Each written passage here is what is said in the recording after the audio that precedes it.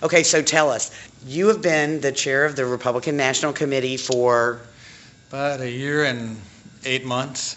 and when you look at Florida, I know you've been all over the country, and I know you've been doing lots of fundraising and all the rest of it, but you've also been instrumental in putting together the ground game. Yeah, that's right. I believe that we're going to have total saturation on the air, which we're going to be part of. I mean, the RNC and Romney and many other groups that are great organizations, we're all going to be part of buying a bunch of ads on television. We're going to have so many ads, we're not going to know what to do with it. So it all comes down to the Army on the ground. Who's bigger, who's better, who's faster, who can outlast each other, who can go door to door, who's got better tools and technology. That's what we're working on. I believe in that. Not to invoke Wisconsin and everything, but if you look at what's happened in Wisconsin, it's happening for a couple of reasons. One, great candidates, but number two, we just have such a huge army on the ground that's effective and strong and gets the job done. That's why we're winning. Well, so Wisconsin, of course, has a completely different demographic than we do. You're a union state. We're not a union state. All the things that you face there. When you look at Florida, and they're calling Florida a swing state, and now you've gotten to know us here in Florida through your chairmanship and our great co-chair. Yeah, right. So what do you see that makes Florida unique and different, and how are you prepared to do your ground game to make us as successful as Wisconsin has been? Well, a couple things. I think we're going to get there here in Florida, and I think you already have more natural advantages in Florida than we have in Wisconsin. I think the economic message is working very well in Wisconsin, but it works even better in Florida. People are used to it. I think that you're used to being that top-tier battleground state. I think that what people say and what they promise and what they deliver matters. And look, this president didn't fulfill the mission.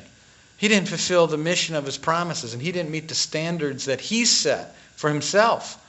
And I think when it comes to issues like spending, debts, deficits in Florida, this president can play all the small ball in the world, but he can't escape the truth of where we're at in the American economy. He can't escape. And in Florida, on the economic message, it will resonate, and I feel very good about our chances here. I mean, I feel better about Florida than I do many of the battleground states. I think we're in great shape here. Well, we're glad to hear that. I think we're in great shape too, but every day's a new journey. And speaking of new journeys, now, we have seen Governor Romney, which I, of course, in my opinion, and in my listeners' opinion, many of them as well, went over and had a very successful trip overseas that was poorly reported. I mean, how did you see that as far as the way his foreign policy is going to shape up? Well, I think the reporting was lousy, but I also believe that it was important for Mitt Romney to go to Israel and say something that this president doesn't seem to be able to put together, which is that Israel is the beacon of freedom in the Middle East, and that we agree that Jerusalem is the capital of Israel. Well, did you ever think you'd find yourself sitting here debating or wondering if this was a multiple choice question of where the capital of Israel is? Well, the president seems to enjoy throwing Israel under the bus. I think that's a pretty pathetic place to be. Cracking jokes about their prime minister, with the prime minister of France nonetheless, over and over again slighting Israel, suggesting that they ought to give up space on the borders and that they ought to, just constantly nipping and tucking at Israel. And I think it was really important for Mitt Romney, although respectfully, and didn't call out Obama on foreign soil, which I think is very appropriate, but the message is clear.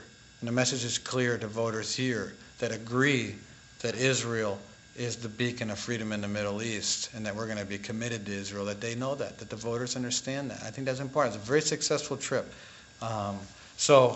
In the end, though, this is going to come down to two things. In every voter's mind, there are two boxes that need to be checked.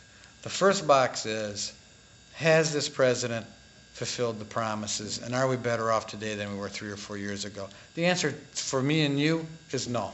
We know that. But we have to make the case to the American people and explain to them why this president did not fulfill the mission and where we're at. The second question is, has the Republican Party put an articulate, intelligent alternative that can help lead this country on the ballot? Mitt Romney, and we have. And he is a person who has made a lifetime of making promises and keeping promises, giving away everything from his father, gave it all away, built something from nothing and lived the American dream. Well, and speaking of false reporting and the things that are going on about the media, I think that you personally have been a master of dealing with them, from Wisconsin all the way through, because there's never any good news. If you'd listened to the media, Wisconsin was going to go completely the other way. Well, I felt good the whole way through, and I don't know if you followed that closely, but I was saying for months, look, if the Democrats want to flush $20 million of political money down the toilet, go do it. We're going to win. We're going to have a party. And Walker's going to prevail. But most importantly, the idea of liberty and freedom isn't going to get swallowed up by the size of government. Well, that's true. One of the other things that I think that they falsely report that is something that you alone and uniquely can speak to is this fractured Republican Party. Yeah. I've listened to you speak before, and I was so blown away when I was up, I think, visiting y'all in Tampa, and you were talking about how you have been successful in bringing together these past chairmen, not only in fundraising, but in other things, and I wish you'd talk about that to our listeners for just a minute. For one thing, I think we can all agree that when you have to rebuild credibility and trust, that's a tough place to start. But that's where we were as a party. So what we did was we leaned on all the former chairmen, all the former finance chairmen, brought everybody together, opened up the books, and every dime we spend, every penny we bring in, we're ashamed of nothing. There's nothing to hide. Everything can be seen. And then we make the case for the Republican Party. People are generous in this country. And someone that can write a big check to the party that is able to do it isn't going to do it unless they have a reasonable, logical reason for it. We're in a unique position as a party to combine our money with a presidential candidate in our campaigns to make the difference on the ground and to do everything we can to help save this country. Well, we appreciate you so much, Chairman. Thank you so much. I appreciate you. God bless. For more great interviews like this, make sure to tune into The Cindy Graves Show every weekday at noon on Talk Radio 600 WBOB.